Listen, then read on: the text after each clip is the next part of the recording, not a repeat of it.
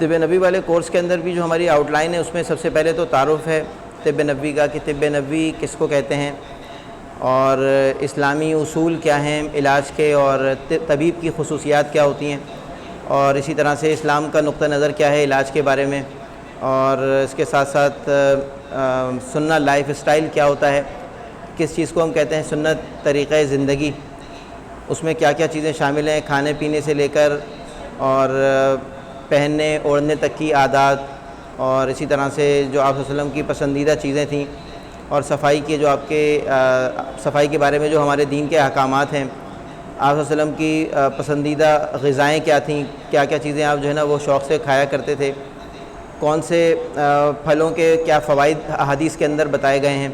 کن پھلوں کو جو ہے نا وہ ملا کے کھانا چاہیے کس کو نہیں. جیسے ایک مثال کے طور پہ سرکہ ہے، سرکے کے بارے میں ایک حدیث ہے کہ سرکہ ایک مکمل سالن ہے. تو یہ اسی طرح سے اور بھی جو مختلف پھل ہیں اس کے بارے میں بھی ہم بتائیں گے انشاءاللہ. کھانے کا جیسے سنت طریقہ کہ 3 انگلیوں سے کھانا چاہیے، اس کی کیا اہمیت ہے، اس کے کیا فوائد ہیں، اور اسی طرح سے مختلف کھانے کی چیزوں کو کیسے ہم ملا سکتے ہیں، کن چیزوں کو ملا کے کھانا سنت ہے، مطلب جن چیزوں کے بارے میں آیا ہے احادیث میں. جیسے مثال کے طور پہ ککڑی اور کھجور ہے، ککڑی اور کھجور ہے، تربوز اور کھجور ہے. تو اس طرح سے کچھ چیزیں ہمیں ملتی ہیں کمبینیشنز جو سنت میں ہیں اور اس کے بڑے فوائد ہیں. تو وہ پھر اسی طرح سے پانی پینے کی سنتیں کیا ہیں، سنت طریقہ کیا ہے، بیٹھ کے پینا یا 3 سانسوں میں پینا، یا جو ہے وہ دعا اس کی پہلے پڑھنی چاہیے، یا اور اسی طرح سے دودھ کے بارے میں، اور نبیذ کیا ہوتی ہے، اور پانی میں پھونک مارنے کے بارے میں کیا حکم ہے کہ پھونک مارنی چاہیے یا نہیں مارنی چاہیے. تو یہ ساری کی ساری چیزیں جو پانی پینے سے متعلق ہیں یا کچھ بھی پینے سے متعلق ہیں، تو یہ چیزیں بھی اس کے اندر شامل ہیں. اور اسی طرح سے یعنی پانی پینے کی سنتیں بھی ہو گئیں ساری. اور اس کے علاوہ پھر بیماریاں کیسے پھیلتی ہیں، سنت میں کیا ہے حکم متعدی بیماریوں کے بارے میں کہ متعدی بیماریاں کیا ہوتی ہیں، یعنی بیماری جو ہے وہ ایک سے دوسرے کو لگتی ہے یا نہیں لگتی ہے، تو اس کے بارے میں کیا حکم ہے، جزام کے بارے میں کیا حکم ہے، کوڑھ جس کو کہتے ہیں نا، اور اس کے مریض کے بارے میں کیا حکم دیا گیا ہے کہ اس سے احتیاط کرنی چاہیے یا نہیں کرنی چاہیے. اور بیماریوں کے پھیلنے کے بارے میں اسلام کا کیا نقطہ نظر ہے، جیسے طاعون وغیرہ ہے، پھیلنے والی جو بیماریاں ہیں، کوڑھ ہو گیا، جزام ہو گیا، اور آج کل کے دور میں کرونا ہو گیا. تو اس طرح سے جو ہے نا ان بیماریوں کے بارے میں کیا حکم ہے اسلام کا، اور کیا اس میں ہمارا نقطہ نظر رہنا چاہیے. پھر اسی طرح دل کی بیماریوں کا سنت طریقہ علاج کیا ہے، طب نبوی میں کوئی علاج اس کا اگر بتایا گیا ہے تو وہ کیا ہے. ایک میں آپ کو ہنٹ دے دیتا ہوں کہ آپ کے شاید علم میں بھی ہوگا، اجوا کھجور کا پاؤڈر، اجوا کھجور گٹھلی اور اس کا گودا دونوں ملا کر جو ہے نا اس کا پاؤڈر، تو اس کے بارے میں آتا ہے کہ وہ دل کے لیے جو ہے وہ دل کے امراض کے لیے بہت زیادہ مفید ہے، اور 40 دن تک اس کو اگر کھایا جائے 1 چمچ روزانہ صبح نہار منہ نیم گرم پانی کے ساتھ، تو وہ رگوں کو کھول دیتا ہے. کیا ہاں تاثیر ہوتی ہے گرم، لیکن وہ جس مرض کے لیے جس میں کہ ہمیں رگیں کھولنی ہیں تو اس میں ہمیں تھوڑی گرمی پہنچانی ہے. اب دیکھیں نا گرم تو جو ہے وہ بریانی بھی بہت ہوتی ہے، لیکن اس میں کتنے گرم مسالے ڈلتے ہیں، جائفل ہے، جاوتری ہے، اور پتہ نہیں کیا کیا ڈلتا ہے اس میں، تو وہ سب گرم چیزیں ہیں نا، لیکن ہم وہ سب کھاتے ہیں تو اس سے کچھ نہیں ہوتا، تو اس سے بھی کچھ نہیں ہوگا انشاءاللہ. تو اس لیے یعنی کہ انشاءاللہ وہ آپ کو جو چیزیں طب نبوی میں آئی ہیں نا، ویسے بھی اس کے نقصانات نہیں ہیں، فائدے ہی فائدے انشاءاللہ. ہاں بشرطے کہ آپ اس کو مقررہ مقدار میں استعمال کریں، یہ نہیں کہ آپ جو ہے نا بس شروع ہو جائیں اور اس کو پھر چھوڑیں نہیں. تو ہاں تو اسی طرح سے ڈائریا ہے اس کا علاج ہے، قبض ہے اس کا علاج بتایا گیا ہے، جو احادیث میں آیا نا وہ ہم اس میں ڈسکس کریں گے. اور اسی طرح سے بخار کا علاج جو ہے وہ طب نبوی میں کیا بتایا گیا ہے. آنکھ کے انفیکشنز کا جس کو آشوب چشم کہتے ہیں یا آنکھیں دکھنا کہتے ہیں، تو اس کا کیا علاج بتایا گیا ہے. نمونیا کے بارے میں آیا ہے کہ نمونیا جو ہے نا وہ اس کے بارے میں ایک بڑی اچھی دوا ہے، چلیں اس کا نام میں ابھی بتاتا ہوں آپ کو. وہ ہے قسط البحری، جس کو عود ہندی بھی کہتے ہیں، قسط شیریں بھی کہتے ہیں، قسط تلخ بھی کے نام سے بھی ملتی ہے، 2 طرح کی ہوتی ہے. تو وہ کیا ہوتی ہے، کہاں سے ملتی ہے، یہاں کس فارم میں ملتی ہے، کیسے استعمال کرنا ہے، اس کا طریقہ استعمال کیا ہے، مقدار خوراک کیا ہے، یہ سب چیزیں انشاءاللہ تعالی ہم اس میں ڈسکس کریں گے. پھر اسی طرح ٹونسلز جو پک جاتے ہیں تو اس کا طب نبوی میں کیا علاج بتایا گیا ہے. اور اسی طرح زخموں کے بارے میں کیا بتایا گیا ہے کہ زخموں کے علاج کے لیے کیا کرنا چاہیے، کیا چیز لگانی چاہیے اس کے اوپر. تو یہ ہم وہ چیزیں ڈسکس کریں گے جو احادیث میں آئی ہیں. یہ ساری کی ساری جو ہم یہاں پر چیزیں ڈسکس کریں گے یہ احادیث کی روشنی میں. اور اسی طرح سے دانے جو ہے نا وہ اور ان کا کیا علاج بتایا گیا ہے طب نبوی کے اندر. اس حوالے سے ایک کتاب ہے امام ابن قیم رحمہ اللہ کی جو طب نبوی کے ہی نام سے ہے، اور وہ جو ہے نا ہم اس میں کورس کی کتاب کے طور پر اس کو فالو کریں گے اور وہ ہم پوری کور کریں گے. اس کے اندر ساری احادیث کے اندر جتنی بھی علاج بتائے گئے وہ سب اس کے اندر انہوں نے شامل کر دی ہیں. تو اسی طرح سے پھر یہ جو دانے یا پھوڑے وغیرہ نکل آتے ہیں یا پس جمع ہو جاتی ہے یا پیٹ میں پانی بھرنا جس کو مرض استسقاء کہتے ہیں, تو اس کا کیا علاج ہے, طب نبوی کے اندر کیا علاج بتایا گیا ہے. ایک بڑا منفرد سا مختلف سا علاج ہے, وہ انشاءاللہ جب آپ کو کرائیں گے تو آپ کو انشاءاللہ امید ہے کہ کافی دلچسپی پیدا ہوگی اس میں. عرق النساء کا علاج بھی بتایا گیا ہے طب نبوی کے اندر, وہ کیسے ہوتا ہے یہ انشاءاللہ کور کریں گے. سر کے درد کا کیا جو ہے وہ علاج بتایا گیا ہے اور آدھے سر کے درد کا کیا علاج بتایا گیا ہے طب نبوی کے اندر. حجامہ کے فوائد کیا بتائے گئے ہیں احادیث کی روشنی میں, وہ ویسے ہم حجامہ والے پارٹ میں بھی کور کریں گے اور یہاں بھی بتائیں گے. فسد کیا ہوتی ہے, یہ آپ کے سامنے جو تصویر ہے اس کے اندر دیکھیں, یہ ایک رگ جو ہے نا اس کے اوپر کٹ لگا کے خون بہایا جا رہا ہے, اس طریقہ علاج کو فسد کہتے ہیں. تو رگیں کھولنا, اس کو رگیں کھولنا بھی کہتے ہیں. اس میں خون بہایا جاتا ہے, یہ حجامہ نہیں ہے, یہ ایک الگ طریقہ علاج ہے, مگر اس کے بھی فوائد جو ہیں وہ بیان کیے گئے احادیث میں. اور اسی طرح سے داغنا کیا ہوتا ہے, علاج داغ کر کیسے ہوتا ہے. لوہے کی سلاخ کو آگ پہ گرم کر کے جسم پہ لگایا جاتا تھا بیماریوں کے علاج کے لیے, پرانے زمانے کا ایک طریقہ تھا. حالانکہ یہ علاج جو ہے وہ ممنوع ہے, یعنی کچھ احادیث میں اس کی ممانعت آئی ہے, لیکن کہیں پہ اس کی اجازت بھی آئی ہے اور کہیں پر آپ صلی اللہ علیہ وسلم نے ایک صحابی کو حکم بھی دیا کہ وہ جو ہے نا جو ایک رگ کٹ گئی تھی ایک صحابی کی اور اس میں تیر لگا تھا, غالباً سعد بن ابی وقاص رضی اللہ تعالیٰ عنہ کو ہوا تھا یہ, تو زخم ان کا جو ہے نا وہ بھر نہیں رہا تھا اور خون رک نہیں رہا تھا. تو آپ صلی اللہ علیہ وسلم نے فرمایا کہ کسی تیر کو گرم کر کے اس سے داغ دو اس کو, تو وہ جب کیا گیا تو خون رک گیا. تو یہ طریقہ علاج کہلاتا ہے کوٹرائزیشن, آج کل کے زمانے میں کوٹرائزیشن. اور یہ آج کل بھی استعمال ہوتا ہے, جو آپریشن ہوتے ہیں اس کے اندر رگیں جب کٹتی ہیں تو ان کو جوڑنے کے لیے لیزر سے جو ہے وہ مدد دی جاتی ہے, اور اس میں بھی ایک طرح سے وہی کام ہوتا ہے کہ اس کو داغ کر یا گرم کر کے رگ کو بند کیا جاتا ہے. پھر اسی طرح سے اس میں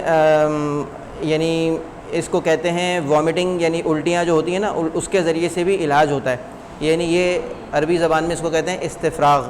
اور حکمت کی زبان میں بھی اس کو استفراغ کہتے ہیں, یعنی کسی چیز سے فراغت طلب کرنا یا فراغت حاصل کرنا. تو جو نقصان دہ چیزیں ہیں ان کو جسم سے باہر نکالنا, جیسے زہر کسی نے پی لیا, اب اس زہر کو جسم سے نکالنے کا سب سے پہلا طریقہ یہ کہ اگر آدھے گھنٹے سے کم ہوا ہے تو اس کو فوراً جو ہے نا وہ گرم پانی پلا کے یا حلق میں انگلی ڈال کے اس کو الٹی کروا دی جائے. تو یہ بھی جو ہے نا وہ ایک طریقہ ہے کہ فوری طور پر جو ہے وہ جان بچانے کے لیے استعمال کیا جا سکتا ہے. پھر اس میں کچھ جوؤں کے بارے میں بھی ہے, سر کی جوؤں کا بھی ایک علاج جو ہے نا وہ بتایا گیا ہے. اچھا, پھر اسی طرح سے کچھ بیماریوں کے روحانی علاج بھی اس کے اندر جو ہیں وہ بتائے جائیں گے, جس طرح سے مرگی کا علاج, روحانی علاج, یعنی کچھ دعائیں وغیرہ اس میں بتائی گئی ہیں کہ وہ دعائیں مسنون دعائیں, اور ان کو جھاڑنے کا طریقہ, کچھ جادو کا علاج بھی, اور اسی طرح سے نظر بد وغیرہ کا. اور اس کے علاوہ سورہ فاتحہ کا استعمال بچھو کے کانٹے کے اوپر, جیسا کہ ایک صحابی نے کیا تھا. ایک صحیح بخاری میں حدیث ہے کہ ایک صحابی جو تھے وہ ایک اپنے کچھ لوگوں ساتھیوں کے ساتھ کسی علاقے سے جا رہے تھے, تو وہاں پر جو تھا ایک قبیلہ تھا, اس کے سردار کو بچھو نے کاٹ لیا. تو اس کے جو لوگ تھے وہ ان لوگوں کے پاس آئے اور ان سے کہا کہ بھئی ہمارے سردار کا علاج کر دو. تو پہلے ان لوگوں نے ان سے کوئی چیز مانگی تھی, انہوں نے نہیں دی تھی, یا ان سے کچھ طلب کیا تھا, کھانا وغیرہ انہوں نے نہیں دیا تھا. تو انہوں نے کہا کہ ٹھیک ہے ہم کریں گے, لیکن اس شرط پہ کہ تم ہمیں جو ہے وہ 30 بکریاں دو گے. تو انہوں نے شرط قبول کر لی اور یہ گئے. انہوں نے صحابی نے کیا کیا کہ انہوں نے سورہ فاتحہ پڑھتے رہے اور اس کے جہاں پہ بچھو نے کاٹا تھا اس جگہ پہ تھوکتے رہے. وہ جو ہے نا وہ اللہ کے حکم سے صحیح ہو گیا.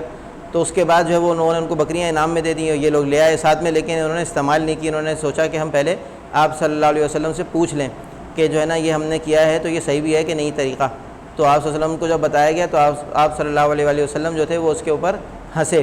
اور آپ نے فرمایا کہ جو ہے وہ تمہیں کیسے پتہ چلا کہ یہ سورہ فاتحہ جو ہے یہ دم بھی ہے, رقیہ بھی ہے. رقیہ جو ہے نا دم کو کہتے ہیں عربی زبان میں, تو سورہ فاتحہ جو ہے وہ دم بھی ہے, یہ تمہیں کیسے پتہ چلا؟ اور کہا کہ اس میں میرا حصہ بھی لگاؤ. تو جو ہے نا یہ یعنی کہ یہ ایک ہمارے اس طرح سے ہمارے سامنے آیا کہ بھئی جب کوئی اس طرح سے علاج کرتا ہے کوئی دم کے ذریعے سے, مگر شرعی دم ہو, یعنی وہ قرآن سے ہی ہو, تو جو ہے نا اس کا معاوضہ لینا بھی جائز ہے, کوئی اس میں حرج نہیں ہے. لیکن بہرحال یعنی ایک تو جائز ہے اور ایک یہ ہوتا ہے کہ آدمی اسی کو اپنا ذریعہ معاش بنا لے. تو اس طرح کا ہم نے کبھی جو ہے وہ صحابہ کے اس میں نہیں دیکھا کہ یہ تو ایک اتفاقی واقعہ تھا جو ایک دفعہ ہو گیا. ایسا نہیں کہ انہوں نے دکان کھول لی اس کے بعد اور جو ہے نا وہ یہی کام انہوں نے شروع کر دیا ہو. تو کسی کی مدد کی جا سکتی ہے, لیکن یہ کہ بہرحال اس کی گنجائش موجود ہے. پھر اس کے بعد جو ہے وہ دم مختلف چیزوں کے درد کے لیے دعا ہے, جیسے مسنون دعا ہے نا درد کے لیے, کہ درد کی جگہ پہ ہاتھ رکھ کے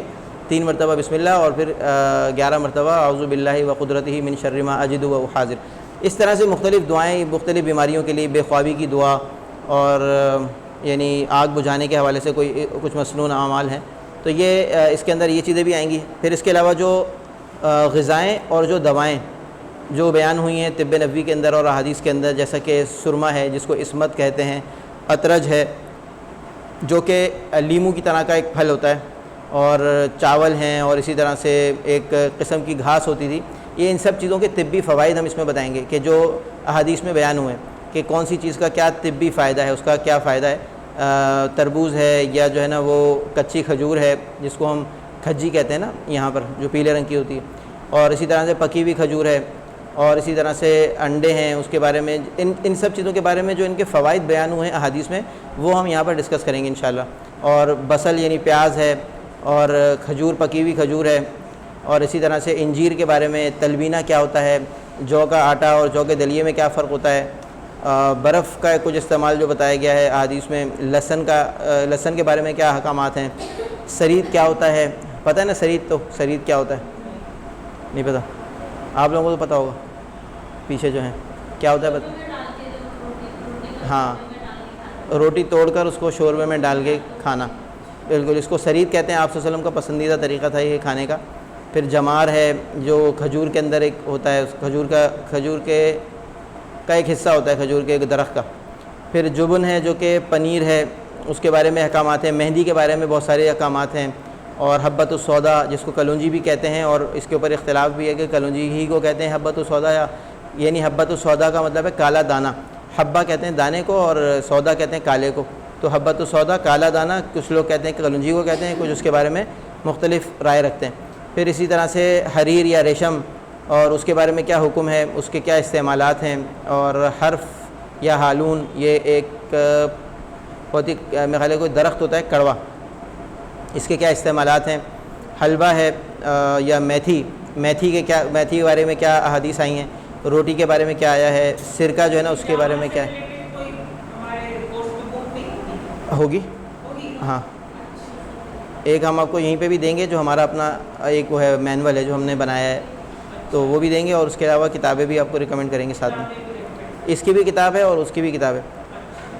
تیل کے بارے میں، زریرہ، ذباب، مکھی کے بارے میں، سونا گولڈ جو ہوتا ہے اس کے بارے میں کیا احکامات ہیں، تازہ کھجور کے بارے میں کیا وہ ہے فوائد ہیں اس کے، ریحاں یا تلسی، پھر اسی طرح انار کے فوائد، زیتون کے تیل کے فوائد، یہ وہ سب چیزیں جو کہ احادیث کے اندر بیان ہوئی ہیں۔ کشمش ہے، زبیب، ادرک، زنجبیل، اس کے استعمالات، اس کے طبی فوائد۔ سنا مکی آپ نے بہت سنی ہوگی، آج کل کرونا کے دنوں میں بڑی مشہور ہو گئی، تو اس کا کیا استعمال ہے۔ سفرجل ایک پھل ہوتا ہے، اس کے استعمالات۔ مسواک ہے، اور ایلوے کا پھل ہے، اور اسی طرح سے شہد ہے، اور قسط یا قسط ہندی یا قسط شیریں ہے۔ تو یہ اور اس کے علاوہ مختلف اقسام کے مختلف جانوروں کے جو گوشت ہیں، اور مختلف جانوروں کا جو دودھ ہے اس کے بارے میں کیا احکامات ہیں، اور اسی طرح سے پانی مختلف اقسام کا اور مختلف اوریجن کا، اس کے بارے میں احکامات، اور اسی طرح سے خوشبو کے بارے میں، مشک کے بارے میں، عود کے بارے میں، کرفس کیا ہوتی ہے، کتم کیا ہوتا ہے، کراس کیا ہے، کباس کیا ہے، یہ ساری کی ساری چیزیں پڑھائیں گے انشاءاللہ اس کورس میں۔ تو یہ طب نبوی والا ہمارا کورس ہے انشاءاللہ، یہ بھی 3 مہینے کا کورس ہے۔